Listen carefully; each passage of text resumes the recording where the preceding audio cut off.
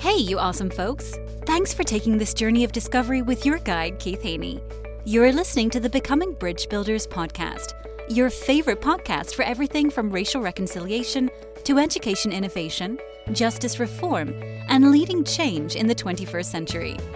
This podcast is for people who love to be challenged with difficult topics, but want practical solutions to solve these challenging issues. Becoming Bridge Builders makes change possible. Each week on the podcast, Keith invites innovative thought leaders to share how they are building bridges in their area of expertise. You will hear breakthrough ideas and concepts that are changing the world. He's featuring guests who are best-selling authors, leaders at Microsoft, entrepreneurs, leading educators, professors, lawyers, and so many more. Listen in to learn how you can be the bridge to the change you are seeking. Welcome to Becoming Bridge Builders, a podcast where we explore stories of transformation, truth, and courage that it takes to build bridges across divides. I am your host, Keith Haney. Today, my guest is Anthony Freda, a multifaceted artist, writer, and illustrator whose award-winning work has appeared in New Yorker, Time, Rolling Stone, the New York Times. He's a tenured professor at Fashion Institute of Technology in New York and has a permanent exhibit in the 9/11 Memorial. Anthony's artistic journey has passed through moral crisis, cultural controversy, and ultimately faith in Jesus, leading him to reorient his craft toward Christian art and spiritual reflection. We'll dive into how truth, art, and conscience inform his path, and how he now sees the battle as profoundly spiritual. Anthony, welcome to the podcast. Keith, great to be here. Thanks so much for having me. This should be a great conversation. I'm looking forward to your insights and you wowing the audience with the way God is using you now. So I'm looking forward to this. Thank you. I'm going to ask you my favorite question. What's the best piece of advice you've ever received? Well, the best piece of advice I ever got was not from words so much as the actions of Jesus and the way he taught us that through his ultimate suffering of betrayal and torture and being unjustly convicted and sentenced to death, painful, brutal death, is that the path to redemption, the path to salvation, the path to transcendence is through suffering. He suffered for all of us. He paid for all of our sins. And that's the model, right? So that's the model for us, is to bear our suffering nobly and with a spirit of forgiveness. And that lesson, I don't think there's any more important lesson. I think that's the essence of Christianity. I love that. And it's so true because it really is that model of the suffering servant, which we don't usually look at him that way or think about it that way oftentimes, is powerful for us as we have this journey that God puts us on. Amen. So let's dig into your beginning. How has your work influenced your journey to Christ? Well, I've been doing this for 40 years, so it's a long story, Keith, but maybe we'll start at the end and go back to the beginning, if that's okay. So 2 years ago, it's going to be December 14th, 2 years ago, my fiance, my partner, and I were laying in bed, and it was a cold December night, like it is here today in New York, and, enjoying the creature comforts of domesticity, watching Netflix, which is usually a bad idea, but we put it on anyway. And there was I don't know if you heard of this show called Leave the World Behind. Yeah. It was produced by the Obamas. Yes. Which is interesting. It's interesting on so many levels because, Obama's left politics and they got into movie making, right? Like, I don't think they have some burning passion to make movies, but they know that politics is downstream from culture, right? So you want to influence politics by influencing the culture. So I get that. So I knew the whole thing was this kind of apocalyptic, fear porn. I mean, it was really sort of for political reasons to keep us in a state of anxiety and fear, and to have a convenient scapegoat, which is the right for this state of fear and for a target for all of your problems to be blamed on. So I knew that going in. And we watched it anyway, unfortunately. But so we're watching this thing, and it's very stressful by design. And my partner, who's extremely fit, I mean, she's just like, athlete level fit, never had a health problem in her life. And watching it, and she says, I'm having these chest pains, like anxiety. I said, well, it's probably from this movie. Like, let's turn it off. And no sooner did she say that, she starts wildly shaking her head back and forth and staring at me with a look, Keith, like the most terrified look I've ever seen on a human face in 63 years. And then she went into sort of this 1,000-yard stare, non-convulsive seizure. And I was terrified. I didn't know what was going on or what to do. And I felt just so inadequate at that moment. I didn't know what to do. I called 911, and they said, the robot got on the phone and said, your call is very important to us. There are 8 calls ahead Oh of my you. goodness. So not what I guess you it want to wasn't hear, that right? important. Yeah, it wasn't that important to the robot. But so then I got my son, who was here to call on his phone, and the MTs got here in about 20 minutes. And during that interim, I didn't know what to do. I held her and I prayed, and I thought she was dying in my arms. And I felt like she's dying because I don't know what to do. So she just tightened up so stiffly, and blood and foam started coming out of her mouth. And we found out later she nearly bit her tongue in half, because she tensed up and seized so violently. And then she's in this state of complete tension and fear, and then somehow it all became released, and she went into this state of profound peace, and she started laughing. And I said, what is going on here? Was this whole thing a joke? But that's not her personality at all. So I knew it wasn't a joke. And then I had this wave of something I can't even describe come over my body, this wave of understanding that she was on the other side. Like, she was with Jesus. She was with God. And she was in a place unlike our world that's filled with peace and love and understanding. And her expression expressed that. And I thought she was on the other side. I still believe that. But then as soon as she went into it, she came back into it, into our world, the world that's filled with fear and pain and suffering. And she clenched up again, and she seized. And it turns out she had a brain bleed that was triggered by something. We don't know what. I blame Obama, but that's that's my scapegoat. So, because the whole movie has this theme in it where there's this unexplained noise, and we don't know that it's causing people to extreme stress and anxiety, and it may be an acoustic weapon or a sonic weapon.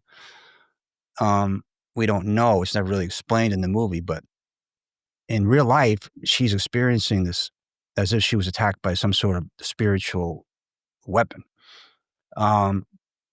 Anyway, long story short, it was 2 years ago in 3 days, and she's had a long convalescence. 75% of the people that go through what she went through die. So she's here for a reason, and she's here. Thank God I was there with her. If she lived alone, she'd be dead. And she did live alone a year before that.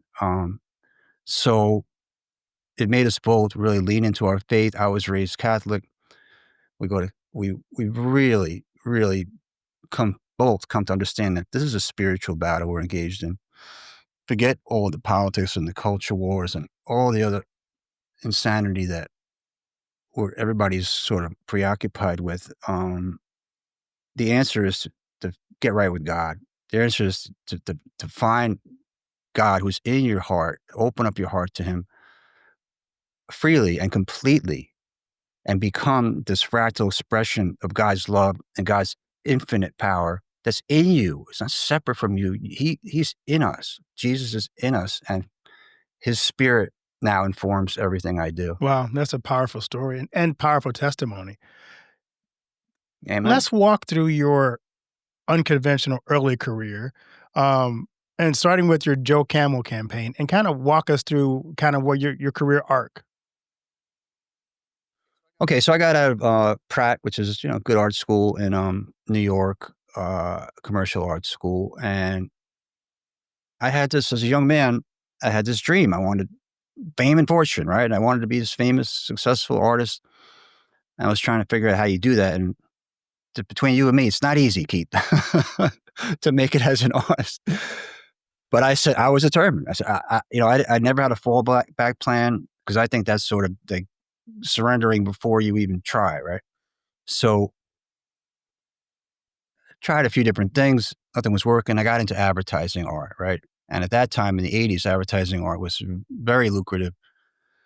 Started my own advertising art studio, and I started doing work for Fortune 500 companies, became very successful, bought a condo in Manhattan. And I thought I was on top of the world. I got in my 20s and I'm just killing it, right?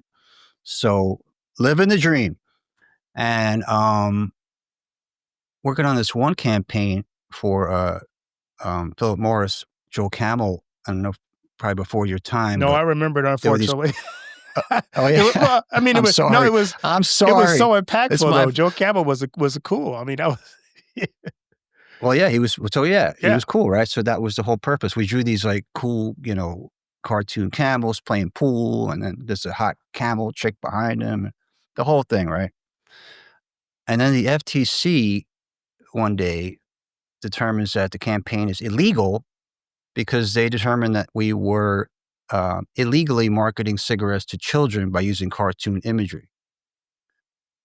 So I had this moment of moral crisis where I said to myself, wow, like I didn't become an artist to sell cigarettes to kids. Like, what am I doing, And that idea that you can't serve mammon and God, it's like I was pursuing money, but I was losing myself in the process. And I was out of alignment with God and with my purpose, which is to be, I think I'm put here to sort of shine a light in dark places to help us reveal the truth with my imagery and my words. So I started working for what I thought, as a naive guy in his 20s, were the good guys, right? I believed the New York Times and Time Magazine and all these other publications. I worked for all the mainstream legacy media at a very high level. And once I was in there, I got to see how the sausages were made, and it wasn't pretty. And I worked for the op-ed page of the New York Times, which is sort of where the elite message each other and tell each other what they're going to do next. And I'm working on this piece that was penned by then Secretary of State Condoleezza Rice. And it was outlining what we know now are the fraudulent pretexts for the Iraq war invasion. And I talked to them about it, and they said, every word we print here has to be vetted by the State Department. I said, yeah, you're writing op-eds that are, or you're printing op-eds that are written by the State Department. So I said, what if it's not true what they're saying? They said, well, we just, we don't, this is what we do. So I said, wow, I thought you were here to, to get to the truth was your mission. And it wasn't, it was no better than Pravda in Russia. I had another moral crisis, Keith. And it just was a really dark night of the soul where I said, wow, I went from selling cigarettes to kids to selling war to the American somehow people, I even right? made a worse, to the world. And somehow I don't know how I found myself in a worse position morally and ethically. So I said, now I want to bite the hand that feeds me right now. At that time, it was a seminal movement of the online, the early 2000s, all these news sites. And there was people who were working in the health freedom movement and liberty movement in Christian areas that were starting to build these websites and platforms. And I gravitated towards them because they all needed content, right? The authors needed a book cover. The filmmakers needed a movie poster. The guy with the website needed content, visual content. So I embraced that, and I had found this new community who I believe to this day, I'm working with a lot of just my heroes, people who risk everything to expose the corruption at the government level and the corporate level and big pharma and all these other institutions that have become just captured and compromised and corrupt, and exposing the corruption at great personal risk, So that's what I started doing. And that's been my home as an artist ever since. Well, you missed one other moral crisis you ran into, the whole COVID-19 thing. Oh yeah, that's Well, a big because one. But there's two more. it's probably two more, but that one really is starting to unravel in people's minds now that we were kind of locked into and sucked into something that really locked us down for 2 years, and the veil is being pulled back on that story too. Yeah. So early on, being who I am, I guess a skeptic by nature and knowing a little bit about history and a little bit about psyops, the number one way you can tell if it's a psyop is if you can't question it. And the way they were censoring doctors, like Dr. Malone, who invented the technology, he wasn't allowed to talk. Wait a minute, like this guy invented the thing that you want to inject in every one of our veins on the planet. Like he doesn't even get to talk. So that was a huge red flag. And then I realized, oh my God, the whole thing's a psyop and everything about it was a lie. And we know now. And I was saying that in real time in 2020. And I was censored and banned and threatened. And I mean, on a personal level, on a family level, on a business level, on every platform. And I've never seen anything like it. I've never seen a bigger psyop in my life. And so I started working with all these people that were writing books about and the truth. And they all paid a dear price for it, a dear price. Some of them are actually my friend C.J. Hopkins, who I did his book cover, questioning the COVID narrative. 2 weeks ago, he lives in Berlin. He's an American, but he lives in Berlin. The police in the morning came with guns, raided his house, interrogated him and his wife, seized his computers, and charged him with the crime of disseminating Nazi propaganda. Because I made this cover where I showed a COVID mask, and then faintly under the COVID mask, there's a swastika to make a commentary about the Nazi tactics being used in this sort of operation. And there's nothing Nazi propaganda in this book, and they know it. And even what he did is protected by German law because satire is protected. The law is designed so you don't actually promote Nazi propaganda, which he never did. So if you look at Der Spiegel or Stern, popular German magazines, they use Nazi imagery and iconography all the time. If they have a cover with Trump in a Nazi uniform, right, with a swastika on it. It's okay. It made a selective enforcement, but it's beyond that. It's selective punishment because they do that with impunity. But if you question them rather than the right, you're going to go to jail. Wow. So you pivoted from being in that world to in the Christian art world. How has your faith influenced your creative vision? Well, I do a lot of Christian art now, and I love it because my heart and my soul is in it. But I don't only do Christian art, but I still do social political commentary. And it doesn't matter now because now I realize that everything I do, every stroke of my pen is a devotion to God. I get in alignment with Jesus' spirit within me and the purpose that he put me on this planet for and the gifts that he gave me. And I honor those gifts every stroke with a pen, no matter what I'm doing. And that's the way Christ has imbued me with this sense of purpose and mission and this quest for the truth. And I'm playing my small part and you're doing your thing. And if we all do that, I think it's incumbent upon us as Christians because, my God, the enemy is dedicated, devoted, determined. Like they're playing for, to win. Right. And we've been asleep at the wheel for a long time. The enemy took over every institution. They took over education and they took over publishing and they took over tech and they took over everything. I mean, really, academia, every single institution that helps form a society, they have 95% control over. And that's a disproportionate, allocation because 95% of the country is not, woke jihadis, but those are the people running the institutions. Right. So really, that's on us. I mean, we let that happen in the last 50 years. But I think the sleeping giant is waking up, thank God. But I think we can still turn this around, but we have to be as dedicated and determined as they are. When I started this podcast right before the pandemic hit, one of the things I was addressing early on was this whole racism thing, because I started the podcast right about the time of the George Floyd incident. And as I was talking about racism to mostly white audiences, I kept saying, you're approaching racism from the wrong perspective. This is a spiritual battle. And you mentioned that early on in our conversation, that what you're seeing and what you're dealing with is a spiritual battle rather than political even. What does that mean to you, and how does that inform the way you approach things? Well, there's been a war. The spiritual war is a war against the soul of humanity, right?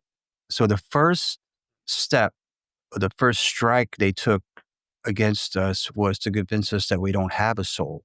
The first attack on the soul was to say, you don't even have one. It's not real. That's why in Soviet Russia, they said God is dead. There is no God. The state becomes God. So it's a program, it's a plan, and it's an evil plan, and it's working. Look around you. I mean, so when you take away God, you leave what Deepak Chopra called the God-shaped hole, right? That hole needs to be filled. So what are they filling it with? They're filling it with evil, filling it with porn and this weird intersectional politics and transgenderism or things that are the inversion of God's plan, right? That's the devil's symbol, the inverted cross. And that's by design, because everything has become, it's a law of reversal, the inversion principle, where good is bad, man is woman, black is white. Everything is upside down and backwards. And they've confused this whole generation. I have a 21-year-old son, and thank God he has me, because he's been able to sort of counter this incredibly pervasive and relentless attack on his soul from the culture and from academia. Because I don't preach to him as much as I just ask him to question it and give him an alternative viewpoint. That's the other reason that a key component of their plan is censorship, right? Because give somebody choices and let them make up their own mind what makes the most sense. And if whichever idea has the most validity will stand up to scrutiny and hopefully, become the dominant way of thinking. But if you don't even let the other side have a chance to speak, you shoot them in the neck or whatever you do, then there's only one way of thinking that you've been exposed to. So of course you're going to believe that. So I think censorship is evil. Censorship is always used by powerful people to for their own nefarious purposes. It's never the good guys who are censoring. See anybody censoring, and they always say it's in, for the greater good. Right. And you know what? They're full of it and they know it. They're censoring you because they don't want your idea to gain traction, because they know it'll expose that their ideas are not valid. Right. So let's get into one of your most ambitious projects, your Jesus Park. It's a sculptural earth garden designed for prayer and meditation. Tell us about the project, what inspired it, and where is it at? Well, this was sort of a download from God as vision. I don't know what you want to call it, but I saw this beautiful landscape, and God instructed me to take only the materials that are available, the trees and the rocks. So the trees become his crown of thorns. I mean, full-scale trees.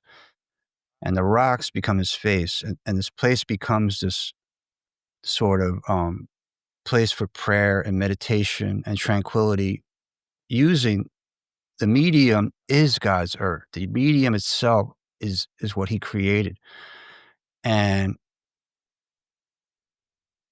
I'm going to make it real. I mean, right now I'm looking for places to do it. I'm talking to some churches. There's churches around here that have a lot of land. And I haven't quite figured out where or when, but I'm working on it. Well, that should be really fascinating. Let us know how that goes when you find that place, because we'd like to support that and also promote that for people. Thank you. Yeah, I will.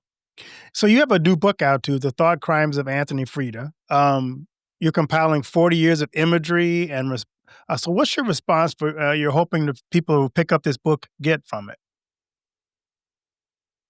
Well, again, everything I do is sort of a quest for the truth, and I want people to question their own beliefs, like I had to do multiple occasions in my life, and it takes humility to say, like, maybe I was wrong. Maybe everything I've been taught is a lie, and I just maybe because I'm an artist, I'm more open minded. Though a lot of artists are not, and I saw that in COVID. I lost a lot of my heroes. They were all, against me, 90% of them. So I'm sort of used to being an outlier, but I want to speak truth to power in my work. I want to speak truth to corruption. I want to expose that by shining a light in these dark places and trying to do it with a little bit of humor, a little bit of humility. But every one of my works is a conversation. I don't want to be didactic and preach to people about it, because that turns them off. I want to engage them in this conversation. So there's a little bit of mystery. And I want the viewer to I want them to just think about things from a different angle. And that's my greatest hope, that people can sort of open their mind by at least entertaining other points of view without shooting people in the neck. Just let them speak and listen. Maybe something they say has some truth to it. So that's my hope for this book. And I'm reworking it right now because I have so much stuff after doing this for 40 years that it's kind of all over the place. So I have to sort of consolidate it and make it more cohesive, more of a monograph. So I'm reworking it right now, but it will be out in 2026. And I'll send you a copy. All right. Awesome. That should be great. I'm looking forward to it. So what other projects are you working on? I noticed that you've been doing some work on the Maha campaign. What's the mission and how you want to contribute? And then what impact do you hope to see from that? Well, so this is kind of the testimony I've just been blessed with in my life. I mean, I saw what Kennedy was doing when he was running as an independent, and I prayed that I could be working in his campaign as an illustrator, right? I didn't even know if such a position existed, much less if I could ever get it or even how to get it. And I prayed on it, and then I get an email one day, do you want to be an illustrator for the RFK Jr. Super PAC? And it was a paying position. It was exactly the job that I had envisioned. I mean, you can't make this up, right? It's a miracle. And I've been blessed with this series of miracles in my life because everybody's against me in the worlds that I'm in. Like, they don't like me, Keith, and they let me know, believe me. Because all the gatekeepers to the two worlds I'm in, of academia and art, are that think about things very differently. So I work for him, and my hope is that he said he prayed for 12 years every day to God that he would be in a position to distill it down to the simplest mission, to provide safer drugs and food for the American people and to end the corruption between corporations and the regulatory agencies. That's it. It's like, how could anybody be against that? So that's all he wants to do. And I know for a fact that's all he wants to do. But he has these huge, powerful forces against him. The media lie. I mean, what I saw, the way they lied about him every day in the New York media and in the national media, just disgraceful. And they did when I was in the campaign, I got to see the dirty tricks. And I mean stuff that's illegal. I mean having people come in the campaign pretending to be signature gatherers and purposely, knowingly doing it wrong so they could have the signatures disqualified, so he wouldn't get on the ballot. I mean bringing moles in. I mean the sneakiest, dirtiest stuff. The Republicans just left him alone. Trump would say something nasty about it once in a while. That was about it. But the Democrats were just, like I say, they're determined, man, and they're not fooling around. And in New York, they own all the courts, they own the media, they own everything. So then they cover each other's backs. If one entity commits a crime, nobody's going to prosecute it. And even if they do, the judge will let them off. So it's sort of this, circular protection gang. It's like the mafia. So I'm very involved with the health freedom movement because I think it's critical. I mean, that we just figure out a way, to get to the real science, not the corporate science, and to weed out the corruption and the corrupt actors in these systems who are making billions of dollars selling us things that we don't need, and as a matter of fact, are making us sick and killing us. Um, and reform. He's a reformer, and I believe that. And I know a lot of people don't believe that, and it's just tragic because they've been told that by his enemies, and it's just not true. Yeah, I just saw a report in my newspaper today that some Democrat people have just promoted articles of impeachment against him to get him removed as Secretary of Health and Human Services. So Yeah, like I say, they're never going to stop. But I believe we have the truth and God on our side, and I believe he's a man of God, and he's not perfect, but none of us are, And so who cares, if he's not a perfect human being? I mean, he submitted. He became a heroin addict at 14 after the CIA shot his father in the head. I mean, that'll kind of mess you up a little bit, watching your father get murdered by your own government on TV. So, and then his uncle got murdered in the same fashion. So I like that we have a guy in government who knows just how evil certain elements of this government are. They killed his father and his uncle, okay? And he knows it. And now he has some power to change things. We should all be thanking him. Say, thank God. Thank God. that's really interesting. So how do you keep yourself encouraged after you've been on the inside of mainstream media? You've seen so much things that most of us maybe are just starting to kind of get a picture of. How do you stay encouraged even with the work you're trying to do with all the things I guess I would say.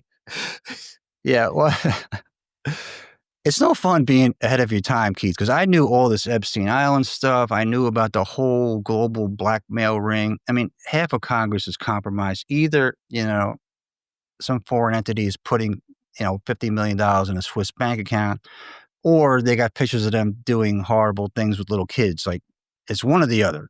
Or they threaten their family. Like, half of them, half of Congress is, you ever wonder why would they vote on that? Because if they don't, they're in a lot of trouble.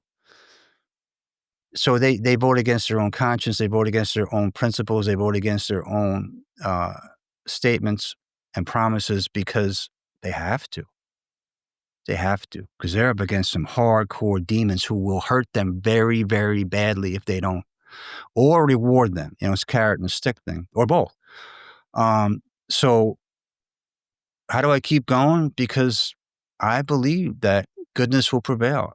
I believe that the truth will prevail. It's like the truth is like trying to keep a beach ball underwater. Like, you can hold it under there for a long time, but eventually it pops up, slips out of your hands, and there it is for everybody to see. And it takes a long time. It takes a lot long. I hope I live to see it, but we're seeing little cracks, in the dike with little floods of water starting to crack through the wall that they built to hide all of their crimes and their lies. But I believe that wall is going to come tumbling down. I like that.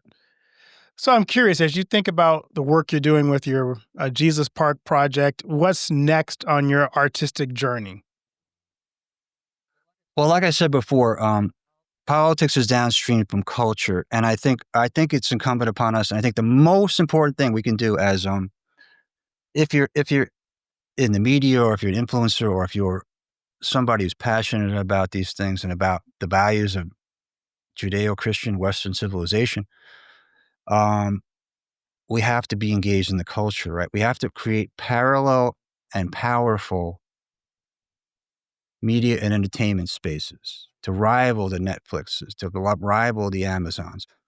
So I'm working with a production company now where we're called Man Alive Productions, and we're creating films and series and content that's artistic at the highest level we can create that's beautiful and inspiring, and it reminds us of who we are and where we came from and what's worth preserving, right? Conservative means conserving what's good. Progress isn't necessarily good just because change, it's this idea that like progressivism, that any change is somehow a forward movement for humanity. No, sometimes you have to go back because we left a lot of good stuff behind. Right. So sometimes just moving forward with something new or novel doesn't mean it's better. This is different. And usually it's worse.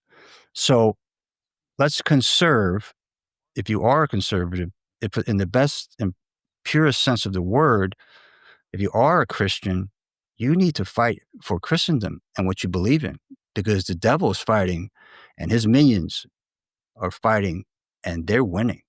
Yeah. Do you want them to win? Do you want your children to live in some demonic techno dystopia that we're about to be pushed into, we're like inches away from, which is informed by this soulless demonic spirit, anti-human, replacing human, making humans obsolete with AI? Is that the world you want your children to live in?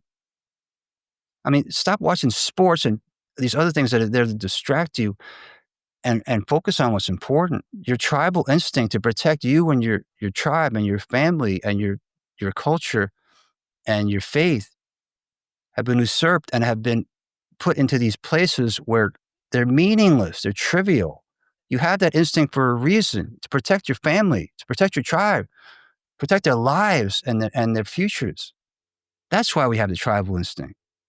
Good point. So, for listeners who are wrestling with their own moral and spiritual journeys, what advice would you offer to them since you've been there? Well, it starts with humility. Get on your knees. It's interesting to me, like that whole take a knee thing was like, they're right. You should get on your knees, but you should be on your knees to God. Get on your knees. And again, that's that replacing the God-shaped hole with something else, right? Take a knee to God and get right with God and get right with the best part of yourself, your better angels. Let them inform you. You can't change the world by going to all these protests and all that nonsense. It doesn't work. I've done it, believe me. So I'm not judging anybody. I've been to a million of them. I organized them. I organize peace protests. They don't do anything. I mean, I really don't. So, but think about it this way, like instead of going outward, if you go inward, like I'm going to fix myself. I'm going to look in the mirror and say, what's wrong with me? What could I do better? How can I be a better person? Because if everybody on earth just didn't lie, cheat, sin, steal, be corrupt, do horrible things, like the whole world gets lifted up. But it starts at the individual inward process, not an external process. If we can get our souls clean and focused on being the best we can be, then all of humanity will be uplifted. And God is the model for that. Like that saying, what would Jesus do? Like start with that. I love it. Where can listeners engage with you, with your work, and support the upcoming projects like your Jesus Park and your new book? AnthonyFreda.com is my website. Really, you go there and there's a link to my Instagram. You can see all of my thought crimes there. And like I said, I've been doing it I try to do something every day, like some sort of comment on what I see in the world, because for me, it's cathartic. I want to be able to transform these negative emotions I feel about what I see in the world around me through the creative process into something that's hopeful, I love it. I'm going to ask you my other favorite question. What legacy do you want to leave behind? I want to be known as a guy who tried to tell the truth, who tried to expose the lies that have hurt so many people. I mean, these are not trivial lies. When they lie us into war, millions of people are murdered and maimed and ruined psychologically. When they lie to us about plagues and pandemics, millions of people were damaged by their horrible interventions. These are not trivial things. These are extremely consequential, and I want people to be more skeptical about everything that they hear, even from me, like, just when somebody tells you something, just say, maybe. I hear something on the news, maybe. Could be, or it could be a psyop, it could be a lie, I don't know. But the way people invested in the official narrative and things like 9/11 and things like the COVID debacle, the way they just so easily and reflexively latched onto the official narrative and didn't question it and weren't allowed to question it. It was just so disheartening. I hope we learn from that. I mean, all we can do is hope we learn from our own personal mistakes, and this was a huge societal mistake. So my hope is that we can learn from it, and then I play my small part in getting people to question and to come up with better answers. That's awesome. As we wrap this up, in season 6, we have a new thing we do. We would do a surprise question. Pick a number between 1 and 8 for your surprise question. Oh, 8. If you got stuck in an elevator and were forced to listen to only one song, what song would you pick? Oh, man. I think Mozart's Requiem. Ooh, that's good. Not heard that one yet. It's oh my God. It's the last thing he wrote, and it literally killed him.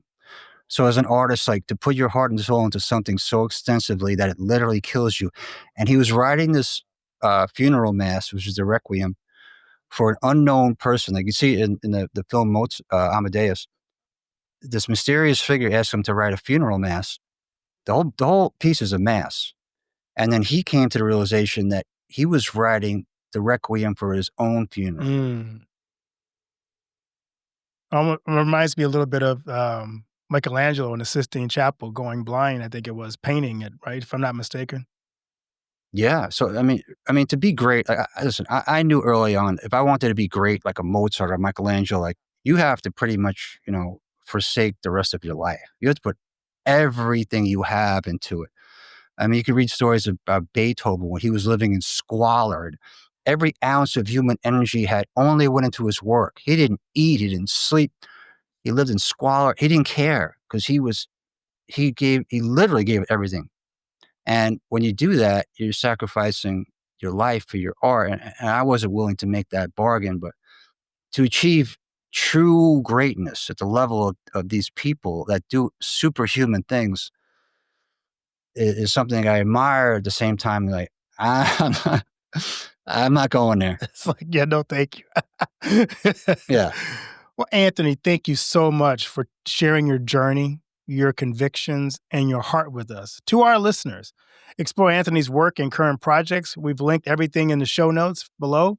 If today's conversation resonated with you, please subscribe on your favorite podcast platform, leave a rating and a review, and share this episode with someone who values thoughtful, faith-centered art. Until next time, I'm your host, Keith Haney. Keep building bridges, keep seeking truth and humility, and walk boldly with God. God bless. And thank you so much, Anthony. Thank you, Reverend Doctor.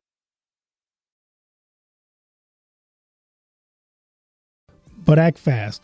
With only 40 spots remaining this month, claim your free revenue ceiling audit now at the link included in the show notes. Thanks for listening to Becoming Bridge Builder. If you enjoyed this episode and want to help support the podcast, please subscribe and share it with others. Post about it on social media or leave a rating and review. To catch all the latest from me, you can follow me on Instagram at @BKeithHaney and on Getter and Twitter @RevHeadpin. Thanks again and tune in next time.